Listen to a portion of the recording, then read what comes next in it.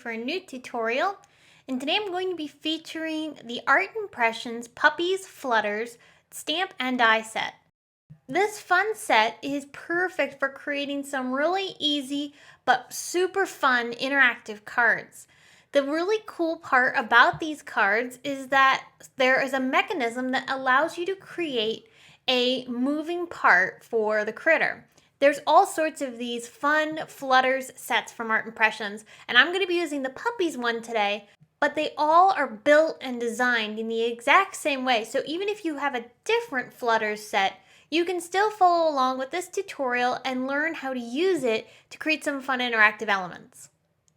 In your Flutters set, you get a stamp set, a die set, and brads.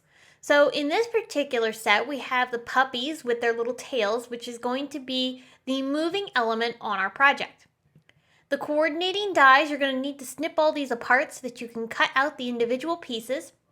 And then, of course, like I said, you get a pack of brads so you can make a few of these cards, and there are replacement brads available too. Okay, so I'm starting off by stamping the puppies onto some white cardstock, and I'm just going to color them very simply with some Copic markers. I'm not focusing too much on the coloring of this card, only because I want to focus more on how to build these flutters versus how to color them. You can color them with Copic markers, colored pencils, watercolors, whatever you prefer. One of the fun things is that the packaging of these Flutter sets always show you how to color the images if you want some ideas. So I actually took some inspiration from the coloring on the packaging to color in my fun little puppies. When you're coloring, be sure to remember to color in the tails too, or any of the other moving parts that are part of your Flutter set. And once your coloring is finished, you're going to go ahead and take the coordinating dies and start cutting out the images. So in this case, I'm cutting out the puppies and the two tails. And I'm going to hold them down with some low tack tape. This is purple tape from Thermoweb, and that's just going to hold the dies in place as I run them through my die cutting machine, because I'm going to cut these all at once. Once the dies are cut, I can then pop all of the images out, and I'll move on to creating the mechanism for the puppies. So the mechanism is partially created by this tab of cardstock. So I'm taking some soft navy cardstock and I'm cutting it at 3/4 of an inch wide and 4 inches long. This piece will serve as the pull tab that will make the tails of the puppies wag. To put the puppies together, the dies cut out little holes in each of the pieces that build together. So I'm going to put the brad through the puppies on the front side, and then also slip the tail using the hole that faces towards the outside of the puppies, leaving the holes in the center of the puppies completely clear of any brads. And you'll see why this is important in just a minute. So I've got both of my brads attached to the puppies with the two inner holes completely clear. Next, I'm bringing in that tab of cardstock that we cut out, and I also die cut the little holes, which is one of the dies that's included in this Flutter set.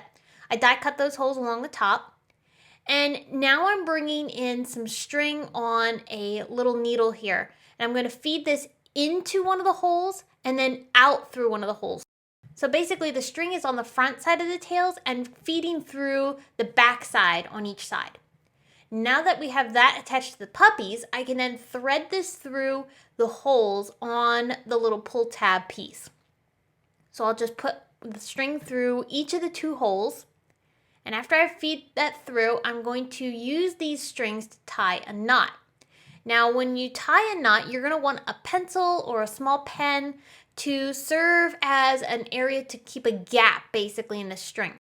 This is allowing the string to slide back and forth.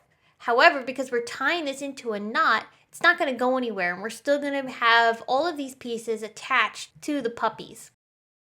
But now that we have our string cut and we slip the pen out, we can see how this mechanism can slide up and down, creating these fun little wagging tails.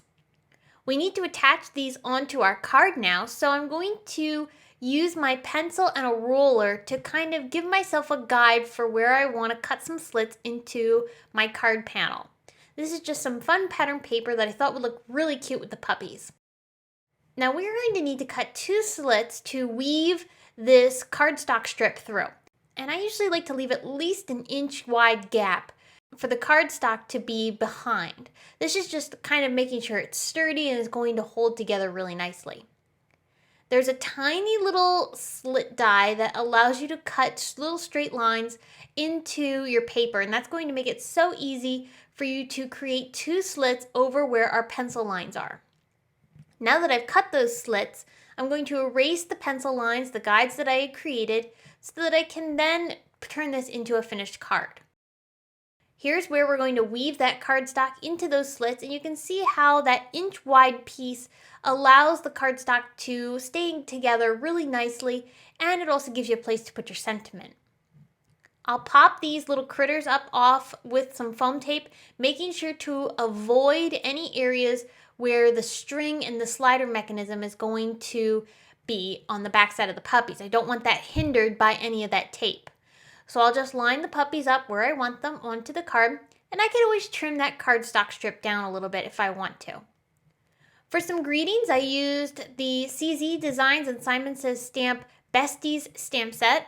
I added some fun little greetings on some colored cardstock, and I even used the Lawn Fawn Push Here stamp and die set to finish off the interactive element on my card. I hope this tutorial was helpful in learning how to create with the Art Impressions Flutters stamps and die sets.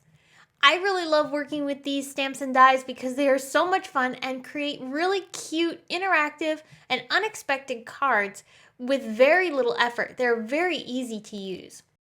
Thanks for tuning in. I will be back again very soon with more to share. And until next time, I hope you have a wonderful day. Bye!